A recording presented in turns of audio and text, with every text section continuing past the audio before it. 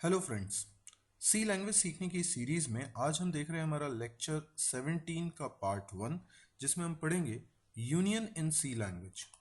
तो यूनियन क्या है, इससे पहले आपने स्ट्रक्चर पढ़ा हुआ है और स्ट्रक्चर जैसे हम यूज करते थे, बनाते थे, यूनियन भी लगभग वैसा ही सिमिलर कॉन्सेप्ट है।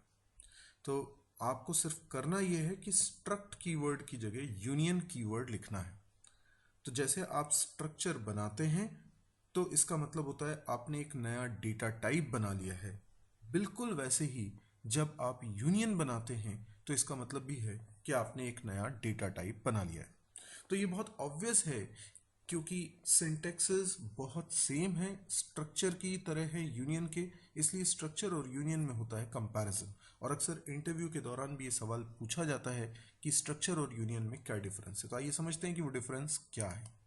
आप देख सकते हैं यहाँ पर मैंने लेफ्ट साइड में एक डेटा टाइप बनाया हुआ है आइटम नाम का, जो कि स्ट्रक्चर की मदद से बनाया हुआ है, जबकि सेम कोड मैंने यहाँ पर लिखा हुआ है, लेकिन यहाँ कीवर्ड यूनियन लिखा है स्ट्रक्ट की जगह। इस स्ट्रक्चर या यूनियन में मैंने 3 मेंबर वेरिएबल्स बनाए हैं एक्स वाई जेड, जो कि अलग अलग टाइप के हैं, इंट, फ्लोट और कैर। इसके अलावा मैंने बॉडी क्लोज करने के बाद आइटम डेटा टाइप का इस्तेमाल करते हुए एक वेरिएबल भी बनाया है i1। तो जो डिफरेंस होता है स्ट्रक्चर और यूनियन में वो होता है मेमोरी के रिस्पेक्ट में। आप देख सकते हैं कि स्ट्रक्चर में क्योंकि 3 मेंबर वेरिएबल्स हैं, जब i1 को मेमोरी मिलेगी तो उसके अंदर ये तीनों मेंबर वेरिएबल्स एग्जिस्ट करेंगे। यानी i1 इतना बड़ा मेमोरी ब्लॉक होगा कि उसके अंदर एक 2 बाइट का इंट वेरिएबल, 4 बाइट का फ्लोट वेरिएबल और 1 बाइट का कैर वेरिएबल स्टोर हो सके। यानी टोटल मिला के ये 7 बाइट्स की मेमोरी कंज्यूम करने वाला है। लेकिन जब हम यूनियन की बात करते हैं तो यहां थोड़ी कहानी बदल जाती है। यहां पर इन सभी मेंबर्स में वो मेंबर जो सबसे ज्यादा मेमोरी ले रहा है, i1 को उतनी मेमोरी मिलेगी। यानी इंट 2 बाइट ले रहा है, फ्लोट 4 बाइट ले रहा है और कैर 1 बाइट ले रहा है, तो सबसे ज्यादा मेमोरी लेने वाला है वेरिएबल y और इसकी मेमोरी होगी 4 बाइट।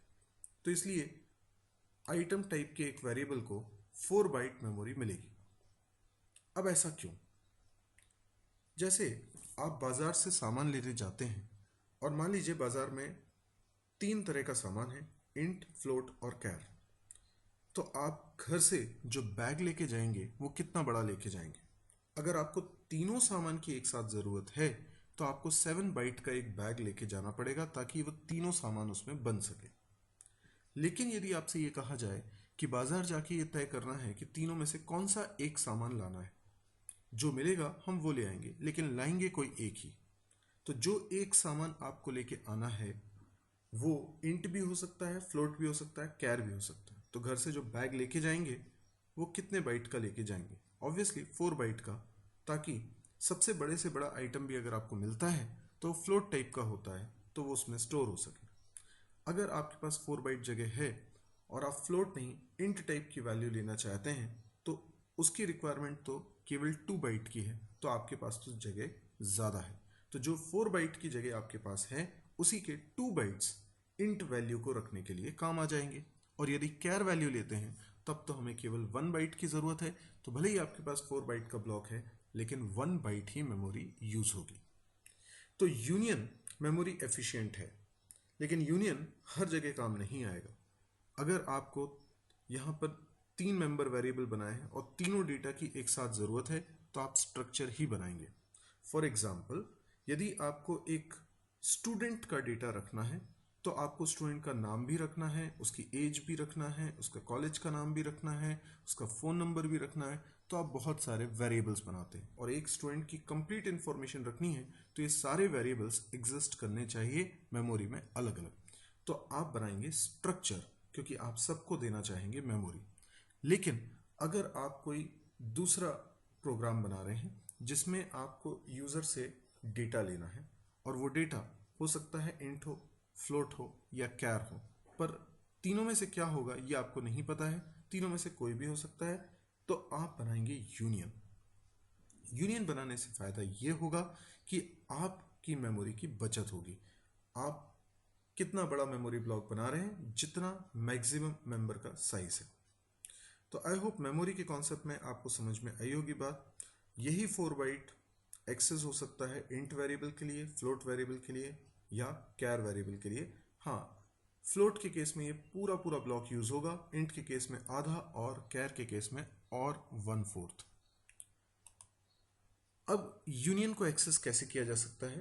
हालांकि अगर आपने स्ट्रक्चर का वीडियो देखा है तो ये पोर्शन अब आपके काम का नहीं है क्योंकि ये आपको ऑलरेडी आता है। फिर भी प्रैक्टिस के लिए हम एक छोटा सा प्रोग्राम जरूर बनाते हैं। यूनियन हमने बनाया आइटम और इसके अंदर हमने 3 वेरिएबल्स बना लिए, इंट x, फ्लोट y, कैर z, और यूनियन की बॉडी कर दी क्लोज, सेमीकोलन। अब मैं एक फंक्शन बनाता हूं मेन, और मेन फंक्शन के अंदर आइटम टाइप का, लेकिन यूनियन हमें लिखना पड़ता है। ये शब्द स्ट्रक्चर के साथ भी थी सी लैंग्वेज में। C++ की कहानी थोड़ी अलग है, वहाँ यूनियन कीवर्ड बार बार नहीं लिखना पड़ेगा, पर सी लैंग्वेज में आपको आइटम शब्द का जितनी बार इस्तेमाल करेंगे उसके पहले यूनियन कीवर्ड लिखना पड़ेगा। ऐसी स्ट्रक्चर के साथ रूल था। तो आइटम I1 मैंने वेरिएबल बनाया, तो I1 को 4 बाइट मेमोरी मिल जाएगी क्योंकि सबसे बड़ा मेंबर 4 बाइट मेमोरी ले रहा है। अब मुझे अगर I1 के अंदर वैल्यू असाइन करनी है तो I1 के अंदर x के अंदर वैल्यू असाइन करनी है, दैट इज 5। तो मैंने प्रिंट करवा दिया %d और I1 डॉट x। बहुत सिंपल सा कोड है, यहाँ पे लिख लेता हूँ मैं x इक्वल्स टू %d और लाइन भी चेंज करा लेता हूँ। इसी तरीके से मैं लिखता हूँ I1 डॉट y असाइन 3.5 और फिर इसी को प्रिंट करवा देता हूँ। Again backslash n y equals to %f I1 dot y। इसी तरीके से लिखते हैं I1 डॉट z और इसके अंदर हम small a as a character assign करवाते हैं और फिर प्रिंट करवा देते हैं बैकस्लैश n लगा के z की वैल्यू %c की मदद से और लिखते हैं I1 dot z gate ch। ये बन गया। मैं ऊपर क्लियर स्क्रीन और लगा देता हूं। अब देखते हैं इसको रन करके।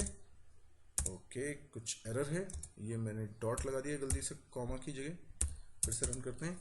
आप देख सकते हैं कि ये तीनों वैल्यूज बिल्कुल परफेक्टली सही वैल्यूज प्रिंट हो रही है। अब इससे हमें गलतफहमी क्या हो सकती है कि x में 5 स्टोर हुआ, y में 3.5 और z में a, तो फिर तो मेमोरी 4 बाइट थोड़ी ज़्यादा मिली होगी, लेकिन ऐसा नहीं है। एक्चुअल में अगर यहाँ पर आप नोटिस करें तो मैं वैल्यू असाइन करने के बाद तुरंत प्रिंट करवा रहा हूँ। फिर वैल्यू जैसे मैंने x में असाइन की थी 5 प्रिंट करा दिया, फिर y में वैल्यू असाइन करी। अगर आप यहाँ पर फिर से x की वैल्यू प्रिंट कराते तो क्या प्रिंट होता? 0। पर x में 0 कहाँ है? क्योंकि समझने वाली बात है कि हमारे पास एक्चुअल में मेमोरी 7 बाइट नहीं है। I1 को मेमोरी मिली है 4 बाइट्स, और 4 बाइट का मतलब है एक समय में या तो x की वैल्यू रख सकता है या y की या z की।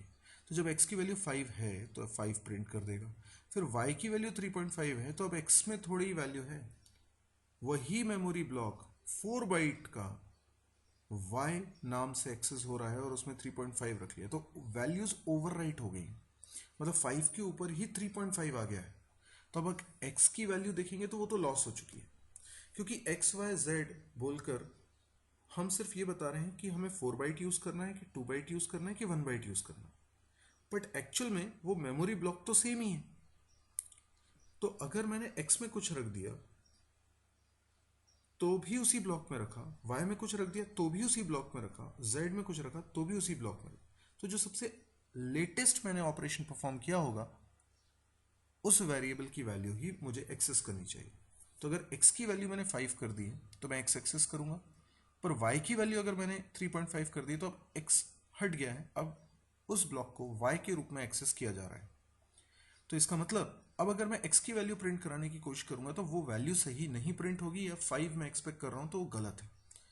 हाँ, लेकिन y की वैल्यू अगर मैं प्रिंट कराता हूं तो 3.5 दिखाई देगी। अब जैसे मैंने यहां पर z की वैल्यू को a कर दिया है, तो मैं x और y की वैल्यू प्रिंट नहीं कराऊंगा या x और y को एक्सेस नहीं करूंगा, मैं सिर्फ z को एक्सेस करूंगा। तो जो लेटेस्ट ऑपरेशन हमने परफॉर्म किया है I1 के अंदर, z को यूज किया है, तो अब मैं z को ही यूज करूंगा, x और y को तब तक यूज नहीं करूंगा जब तक x और y बोलकर मैं उसमें वैल्यू असाइन ना करूं। तो इसका मतलब I1 को हम इंट के रूप में भी यूज कर पा रहे हैं, फ्लोट के रूप में भी और कैर के रूप में भी, लेकिन एक समय में कुछ एक ही कर पा रहे हैं। तो ये है हमारा यूनियन का कॉन्सेप्ट। और आपने देखा कि एक्सेस करने के लिए वही डॉट ऑपरेटर वाले सिंबल्स लगते हैं, बाकी हर तरीके से एक्सेस करने के रूल्स स्ट्रक्चर जैसे ही हैं। Union members are accessed in the same manner as we access structure members. Union की ज़्यादातर ज़रूरत लो लेवल प्रोग्रामिंग में होती है, जबकि स्ट्रक्चर हाई लेवल प्रोग्रामिंग में बहुत ज़्यादा यूज में आता है। यदि आपको ये वीडियो पसंद आया हो तो आप इस वीडियो को लाइक करें, और यदि आपको लगता है कि ये वीडियो काफ़ी यूजफुल है कई लोगों के लिए, तो आप इसको अपने फेसबुक वॉल पे शेयर ज़रूर करें। आप इस चैनल को भी सब्सक्राइब करें ताकि इस तरह के और वीडियोस की अपडेट्स आप तक मिलती रहे। आप मेरी एक वेबसाइट www.mysurgery.com को विजिट कर सकते हैं, जहां पर मेरे बाकी के दूसरे चैनल्स के लिंक मौजूद हैं। लिंक जैसे कि C++ के चैनल का, जावा के चैनल का, डेटा स्ट्रक्चर के चैनल का, PHP के चैनल का, तो जो भी नए नए वीडियोस मैं अपलोड करता हूं इन चैनल्स पे, उनकी जानकारी मिल सके इसके लिए आप इन चैनल्स को करें सब्सक्राइब। Thank you.